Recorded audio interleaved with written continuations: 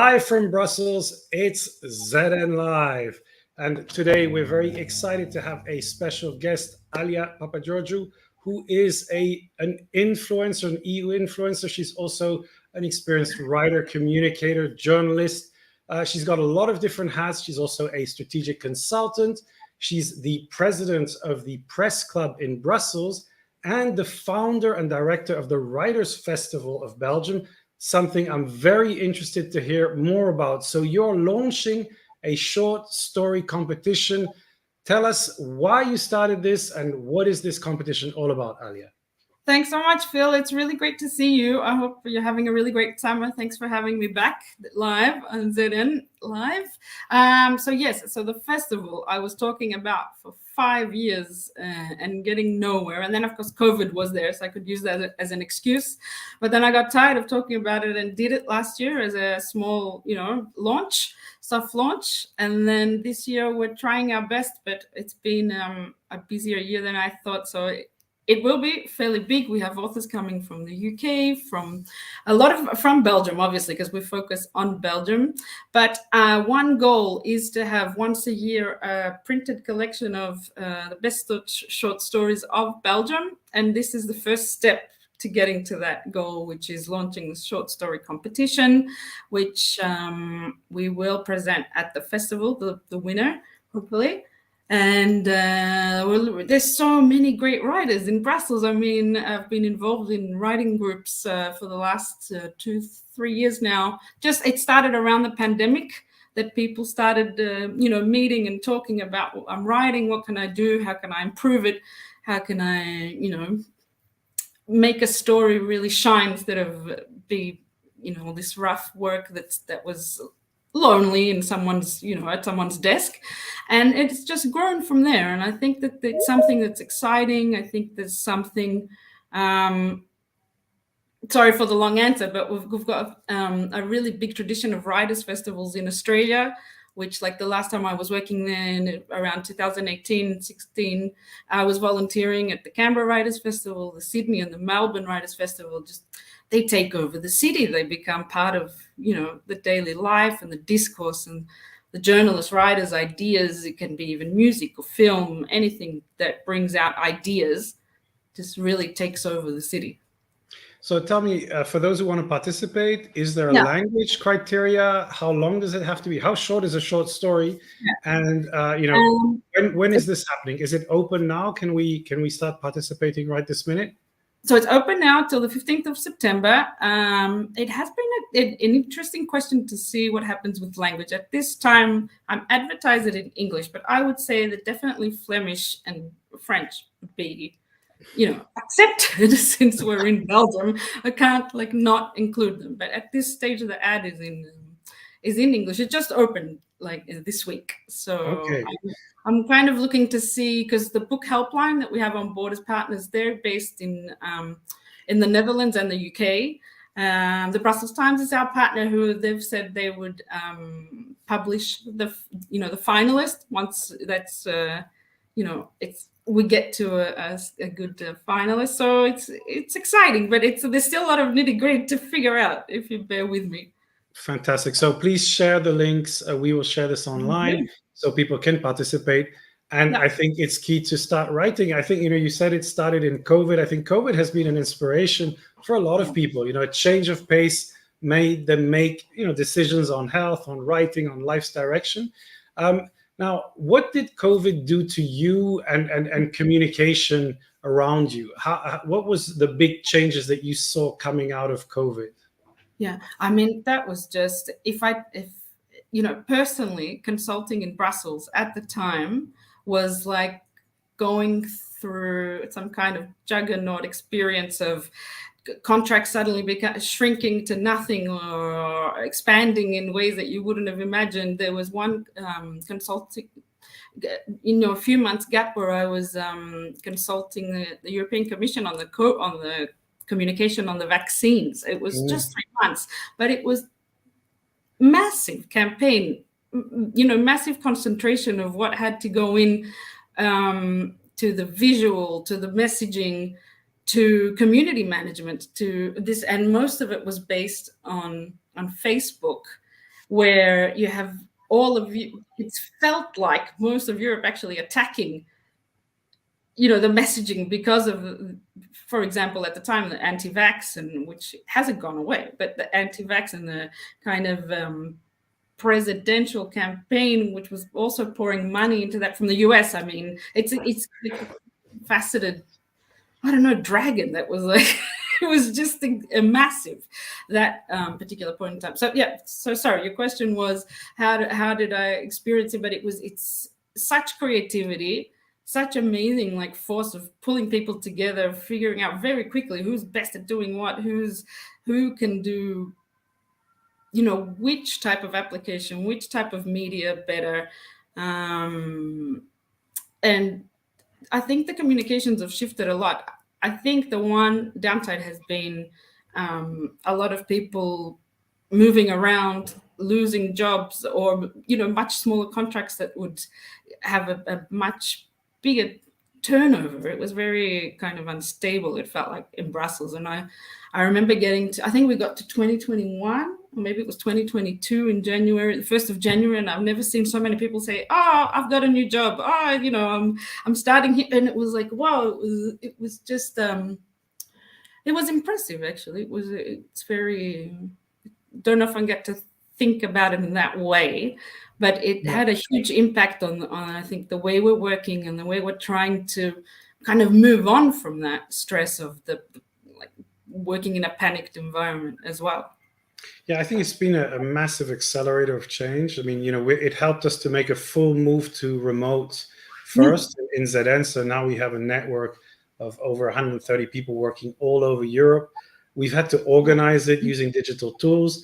And I think we've seen people experimenting with hybrid events, with all sorts of different formats, which has made a lot of these tools much more normal. And also people are, I think, more open to doing things differently, which is not a bad thing, I think, from Brussels. We have a question from Justin. We have Audrey saying, "Dear friends, connecting from my staycation in Brussels." And Justin is asking, Alia, how do you personally deal with writer's block? We were, in fact, talking about that just before we started. I'm terrible. I'm a journalist. I procrastinate. I rearrange the house. I start festivals to get away from it. I start short story competitions. But it'll come, for me, it's like these ideas that like they'll pop up when I'm walking or doing gardening or doing thing. And then it's like, what do I do with this? Why is this here now? How do I progress on this thing? In theory, I should be sitting down every day and then put it in. They'll come up once you get used to doing that every day. But it's been about a year since I've gone back to doing something every day, like, because I'm probably scrolling Twitter or sharing X posts where I shouldn't be. But but I get distracted. I think the key, for a journalist, it's deadlines, because I think you're conditioned to work with deadlines. And if somebody's putting a gun to your head and saying, you have to publish by this date, you kind of do it. I think when you're doing a book, it's much harder. And so you need that self-discipline. I think a contractual deadline is good too, although it's never respected. I discovered that whatever they write in the contract, actually, they fully expect you to be late. And so Justin is saying, as a writer, I tend to procrastinate a lot until I get some inspiration for something non-tangible to my task, something mundane that I can totally relate. So I think getting the inspiration, I think that's okay. That's the easy part. I think turning that into a good, well-written thing is the tough part. But I guess the answer is you just have to do it, and you have to set deadlines that can't be moved. You mentioned X when you were talking. I want to come to that question. Of course, you're very active still on X, Twitter. And my question to you is, how do you feel about the transformation that Elon Musk brought about to the platform?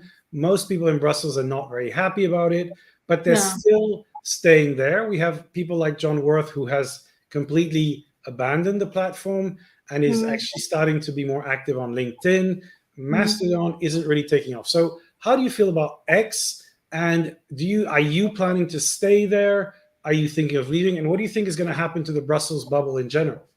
Yeah, I mean, I'm very emotional about it. I'm very attached to that Twitter.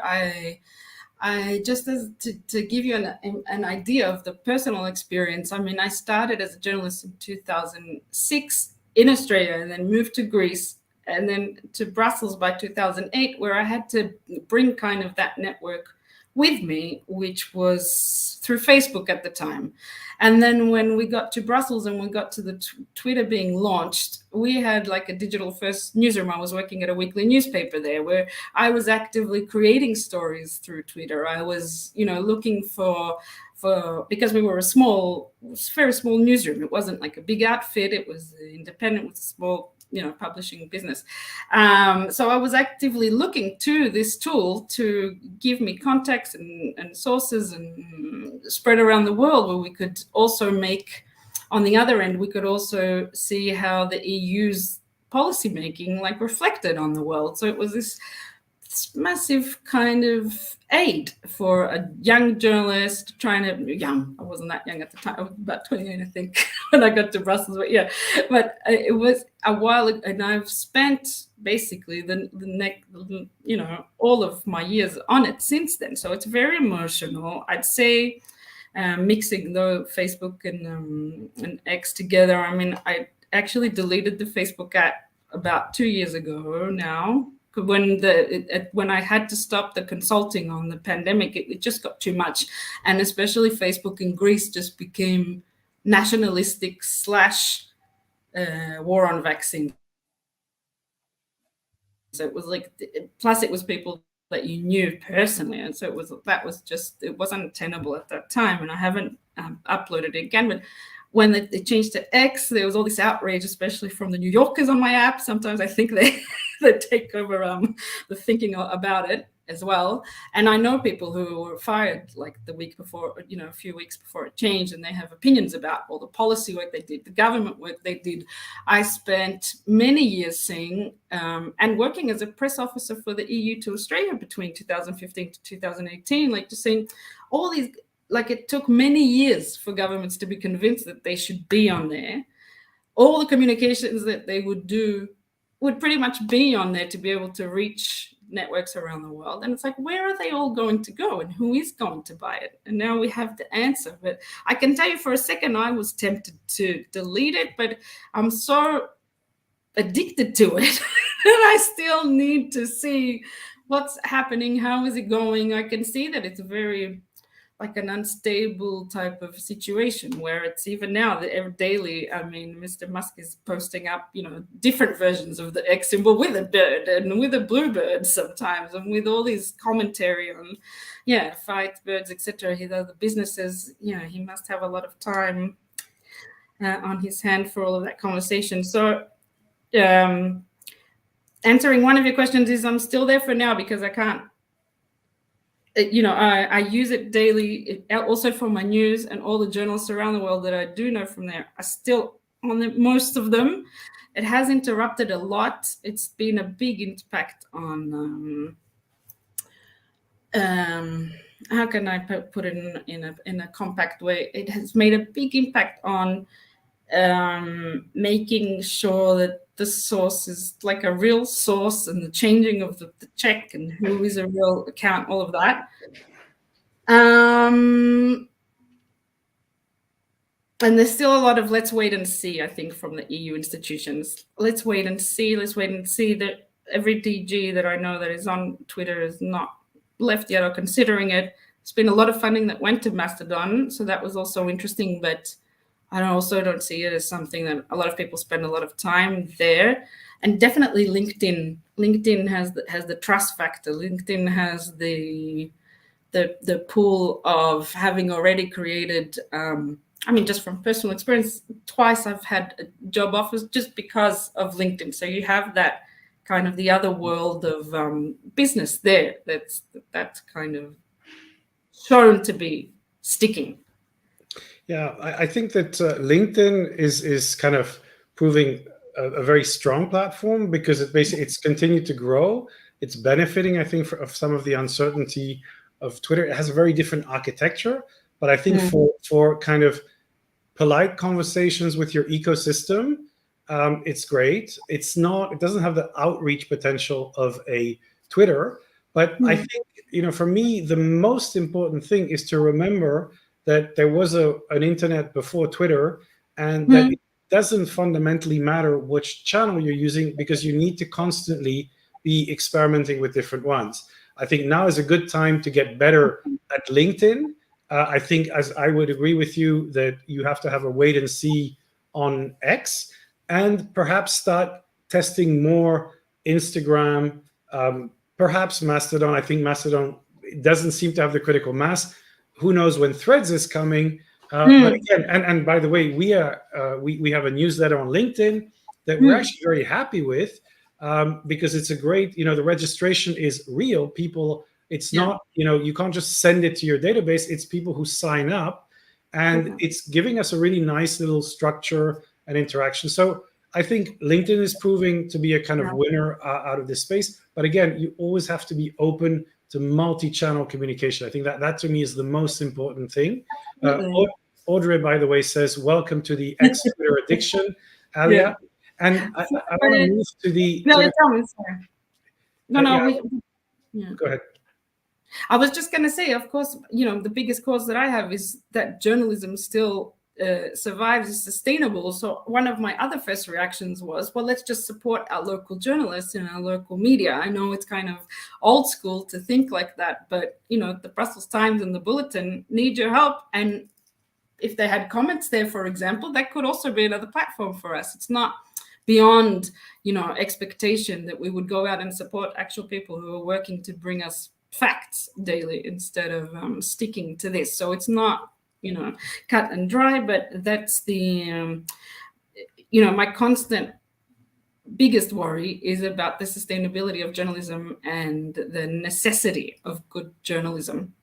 I think the changes that we're seeing are making that more important than ever. And with the combination of misinformation on social media and AI, and Ivan is asking about AI and journalism, and we're going to come back to that question. Basically, what we have is an environment where being selective and critical about facts is very, very important. Now, not in the same way I think it used to be in the past. So I don't think we can have a journalism with the editorial structure and control that we did, but we need gatekeepers for information. Now, as somebody who is a journalist and who's the president of the press club in Brussels, what is your view on the future of journalism approaching the EU24 election? I mean, this is going to be a big moment in reporting. And we have the rise of misinformation, which we have been talking about through the previous election and through vaccines, which is kind of, I think we're kind of getting used to that idea that we need to be critical, etc. But then we have AI coming along, which is going to accelerate the spread of some misinformation, but also perhaps tools that can validate facts. So how do you feel about the future? How important are journalists in this future? How disrupted do you think AI is going to be? And what about the election?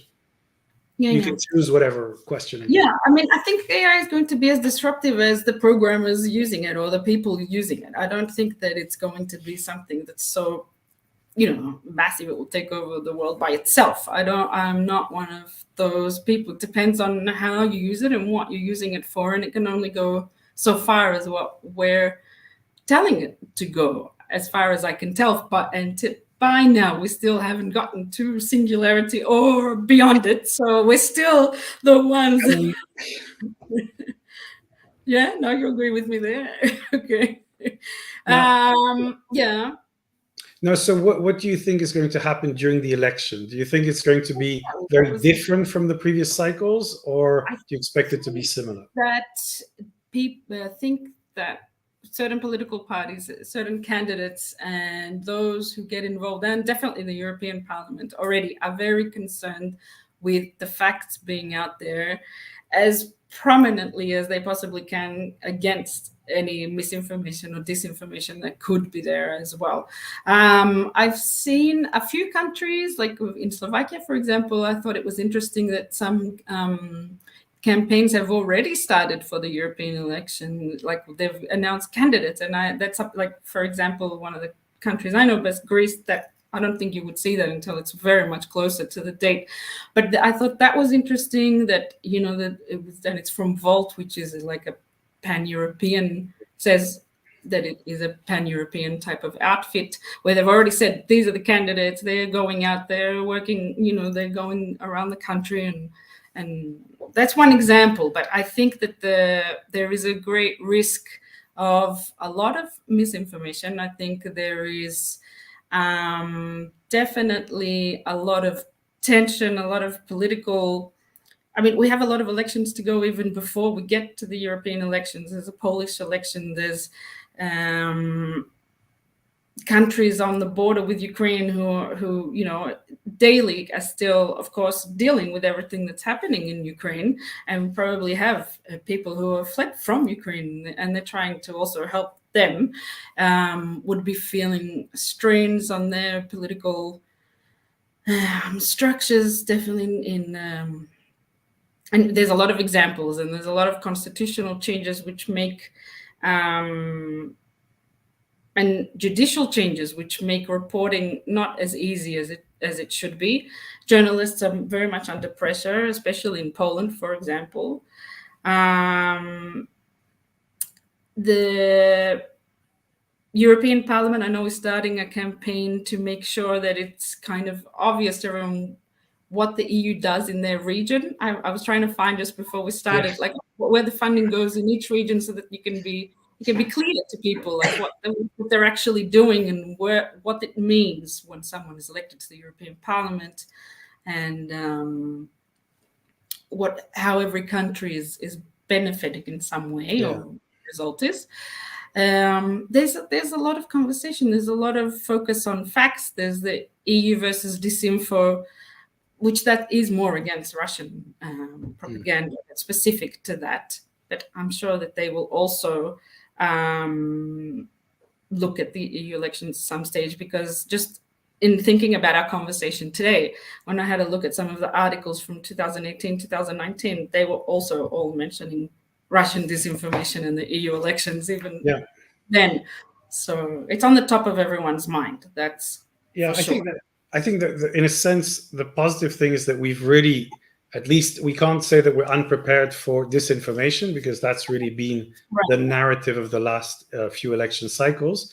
And I think with AI, the key question is, how can we use it to channel positive information, maybe even detect fake information, and try to understand the underlying sources. But the bottom line is, you have to be critical. You have to check the sources, and you have to go to people that you trust for information. I think that's really the responsibility that's always been there, and that I think we just keep coming back to.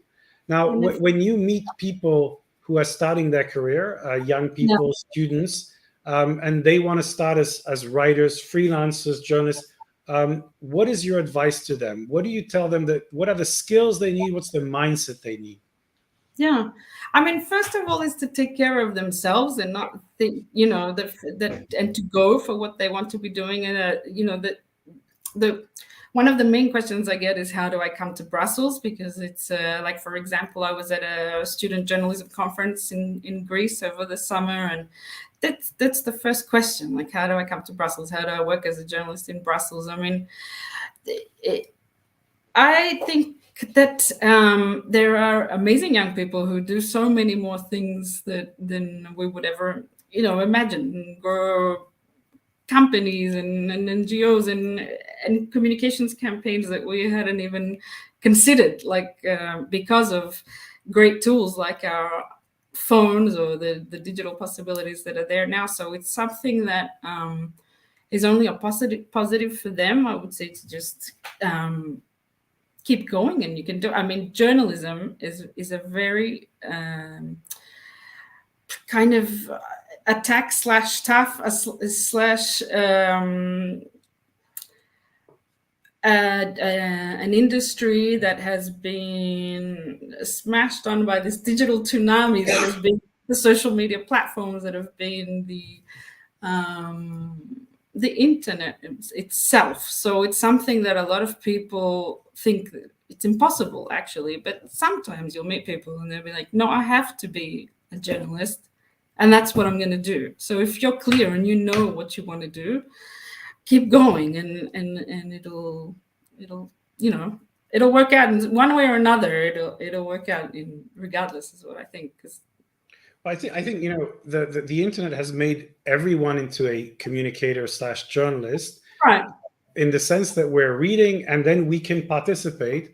So I Mhm. think that I think everybody should be encouraged to read critically, write critically, engage in a in doing the hard work of checking the story behind that post, that video, and making the effort to see what's happening. And then you play your own part as a journalist. I think you should also learn to write better, which is possible thanks to initiatives like yours, the short story Mhm. competition. Even if you think you're a terrible writer, you can still write. And Mhm. get better writing only happens through practice. So I think just practice the writing and do the trial and error. So now we will go to our recommendations. So roll jingle.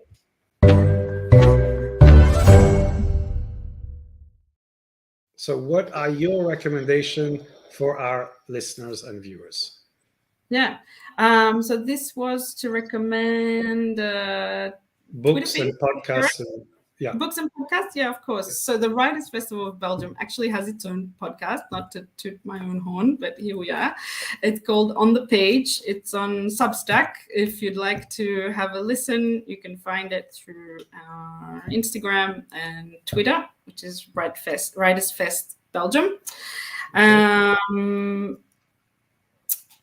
I was going to say that one other podcast that I've been listening to a lot on X and Twitter has been On with Kara Swisher. She's a Vox / New York Magazine journalist who, as far as I can understand, knows Elon Musk, or did know him very extensively, and had interviewed him many times with all his different companies. And she's very kind of forthcoming with all these ideas and what it means and everything that he's doing. So that's interesting to listen to. I'm still, when I'm debating, like, well, what am I doing here? I listen to her. So she always comes up with some interesting viewpoints on that. And one ex-Twitter employee who's also a I'm on this board of Women in Defense and Security Harvard alumni group. And she's on that board, and she's introduced me to so much on the work that Twitter was doing on policy and governance, with governance around the world. She's written about it. Check out Theodora Skiadas. I think she's got some brilliant insights. She's doing a lot of good work now with the community to protect journalists in New York. So that's vital at this Excellent. stage. So you also had you had a book to recommend. I had a book. I mean, this is Summary. more about it's kind of migration / what was happening between one region and some in India. Her name is Kiran. You can't see it because there's a price on there. Her name is Kiran Desai. It's called The Inheritance of Loss. And then half of it is an Indian boy who's in New York trying to make some money to get back to India. And the other half is kind of this British grown old judge and his family in one region, and what happens when there's some kind of insurgents with Nepali people in that region. So it's super interesting. It travels you away to somewhere, but the kern of it was really interesting in terms of migration and being in your country, but not being in your country. Super interesting topics. I also have sorry, Phil, just a quick addition was my little Flemish lesson for the summer is one of the authors that's coming to the Writers Festival. She works at the University of Glasgow, and she's written a story about I've done a couple of conversations on women who don't make it through history. They somehow seem to disappear on history. And she happened to write this book on Cleopatra's daughter, who also became a queen in Africa and had this massive story, but no one really talks about it, isn't discussed. So she did her research on that and wrote about it, and she sent me the book. So we're looking forward to having her at the Writers Festival this year. Dr. Jane Draycott was her name, sorry. Excellent. Well, look, on the subject of history, my recommendation is actually a YouTube series from a Yale professor, Yeah. which is actually around on Ukraine, but it's really a history class. And what's very interesting is that he goes back all the way to the beginning of the concept of Ukraine. Maybe we can share it on the screen. It's Timothy Snyder, called the Making on Ukraine. And there are, I think, 20, 30 classes. They're each like half an hour long. And they're actually just the lectures that he's giving. But I just find it incredibly interesting. He explains what history is and how, you have all these narrative stories about identity that are, what we're taught is basically a deep misunderstanding of what happens, because Ukraine can only happen if you have Lithuania, Poland, and the Vikings and the Byzantine Empire. So you see how all these different forces shape notions of identity, language, how Vladimir Putin and Volodymyr Zelensky have the name in common of the founder of Ukraine. So basically, the kind of interconnections and the difference in languages, it's just endlessly fascinating. So it's long, but I would just say, something to watch on YouTube, and it's just very, very interesting. And I think it's gradually making connections to what's happening today, but it's a proper history lecture. The other thing I want to recommend is a book, and actually staying on the subject of Indian books. This is called The Secret of More. And actually, this is written by Tejaswini, who's actually a friend of my wife. I met her in Mumbai, and she writes about the history of her grandfather. It's a fictionalized history, how he came to Mumbai, built a kind of business, and all the different things happening with Indian culture, connections. Very, very interesting story. So that's my recommendation. So we're staying with an Indian narrative. So thank you so much for all your insights and for what you shared. That's all we have time for on this beautiful weekend. I think we're going to have a nice and sunny weekend in Brussels. So have a fantastic weekend, and we will see you online. See you next time. Bye, everyone. Thanks, Phil. Bye. Bye.